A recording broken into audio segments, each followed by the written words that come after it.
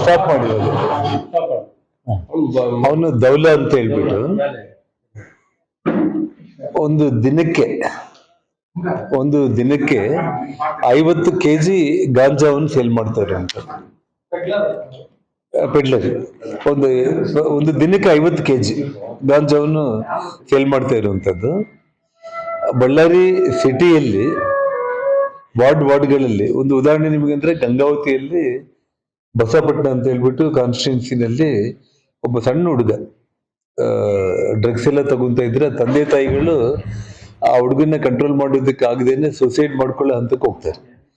ಆ ಊರಲ್ಲಿ ಆ ಗಾಂಜಾ ಒಬ್ಬನ್ ತಗೊಂಡ್ ಬಂದು ರೆಡ್ ಹ್ಯಾಂಡೆಡ್ ಆಗಿ ಜನನೇ ಅವ್ನ ಇಟ್ಕೊಂಡ್ಬಿಟ್ಟು ಪೊಲೀಸನ್ನು ಕರೆಸಿ ಹ್ಯಾಂಡ್ ಓವರ್ ಮಾಡ್ತಾರೆ. ಅವನ್ನ ಅರೆಸ್ಟ್ ಮಾಡಿದ್ರು ಪೊಲೀಸರು. ಅಲ್ಲಿಂದ ಬಳ್ಳಾರಿಗೆ ಬಂದ್ರು.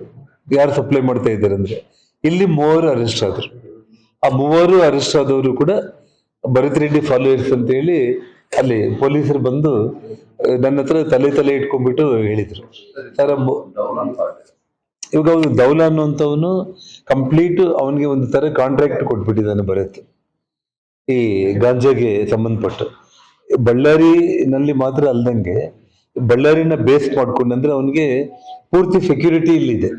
ಯಾರು ದೌಲಾಗೆ ಕಂಪ್ಲೀಟ್ ಭರತ್ ರೆಡ್ಡಿ ಕಡೆಯಿಂದ ಸಂಪೂರ್ಣ ಅವನಿಗೆ ರಕ್ಷಣೆ ಇಟ್ಕೊಂಡ್ಬಿಟ್ಟು ಪೊಲೀಸ್ ಅಧಿಕಾರಿಗಳು ಎಲ್ಲರೂ ಕೂಡ ನಿಮಗೆ ನೋಡ್ತಾ ಇದ್ದೀರಿ. ಇವಾಗ ಅವನು ಭರತ್ ರೆಡ್ಡಿ ಡಿಪಾರ್ಟ್ಮೆಂಟ್ಗಳು ಎಲ್ಲ ಒಂದಾಗ್ಬಿಟ್ಟು ಅವನು ದೌಲ ಅನ್ನೋವನ್ನ ಇವತ್ತು ಈ ಗಾಂಜಾ ವಿಚಾರದಲ್ಲಿ ಒಂದು ದಿನಕ್ಕೆ 50 kg ಬರೋದ್ರ ಮೂಲಕ ಕೋಟ್ಯಾಂತರ ರೂಪಾಯಿ ಹಣ ಅವನೇನ್ ದುಡಿತಾ ಇದ್ದಾನೆ ಅದರಲ್ಲಿ ಶೇರ್ ಈಕ್ವಲ್ ಆಗಿ ಅವನು ಭರತ್ ರೆಡ್ಡಿಗೂ ಕೂಡ ಹೋಗ್ತಾ ಇರುವಂತದ್ದು.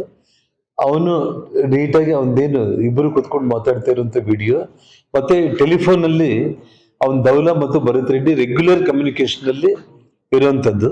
ಇದೆಲ್ಲವುದನ್ನು ಕೂಡ ನಮಗೆ ಸಿಕ್ಕಿರುವಂತದ್ದು. ಸೊ ಹಾಗಾಗಿ ಅಂದ್ರೆ ಅವನು ಏನು ಭರತ್ ರೆಡ್ಡಿ ಇವತ್ತು ನಮ್ಮ ನಗರದಲ್ಲಿ ಭಗವಂತ ಇಷ್ಟು ಸಣ್ಣ ವಯಸ್ಸಲ್ಲಿ ಒಬ್ಬ ಶಾಸಕನಾಗಿ ಅವಕಾಶ ಕೊಟ್ಟಾದ್ಮೇಲೆ ಇಂಥ ಒಳ್ಳೆ ನಗರ ಇದು ಒಂದು ಶೇಪ್ ಬಂದಿದೆ ಸಿಟಿಗೆ. ಇವತ್ತು ಕರ್ನಾಟಕದಲ್ಲಿ ಬಳ್ಳಾರಿ ಅಂತಂದ್ರೆ ಒಂದು ಒಳ್ಳೆ ನಗರ ಆಗಿ ಪರಿವರ್ತನೆ ಆಗ್ತಾ ಇದೆ ಅನ್ನೋಂಥ ಟೈಮಲ್ಲಿ ಒಂದು ಏರ್ಪೋರ್ಟ್ ಕಟ್ಟು, ಇನ್ನ ರೋಡ್ಗಳನ್ನ ಡೆವಲಪ್ ಮಾಡಿ ಜನರ ಮನಸ್ಸು ಗೆದ್ದು ಇನ್ನ ನಾನು ಶಾಶ್ವತವಾಗಿ MLA ಇರುವಂತ ಪ್ರಯತ್ನ ಮಾಡ್ಬೇಕನ್ನೋದನ್ನ ಬಿಟ್ಟು ಇವತ್ತು ಎಲ್ಲೋ ಒಂದು ಹತಾಶೆಯಲ್ಲಿ ಅಥವಾ ಅವ್ರ ಹ್ಯಾಬಿಟ್ ಅಂತ ನಾನು ಅನ್ಕೊಳ್ತೀನಿ. ನಾನು ಈ ಹಿಂದೆ ಹೇಳ್ತಾ ಇದ್ದೆ, ಯಾಕಂದ್ರೆ ತಂದೆ ಗುಣ ಮಕ್ಕಳಿಗೆ ಬರುತ್ತೆ ಅಂತ ಹೇಳಿ.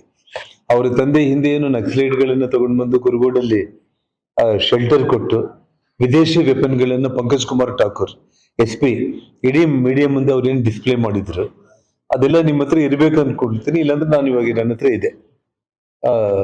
ಪ್ರೆಸ್ ಮೀಟ್ ಮಾಡಿ 4-5 ಮಂದಿ ನಕ್ಸಲೈಟ್ಗಳನ್ನ ಅರೆಸ್ಟ್ ಮಾಡಿ ಆ ವೆಪನ್ಸ್ ಅನ್ನ ಡಿಸ್ಪ್ಲೇ ಮಾಡಿದ್ರು.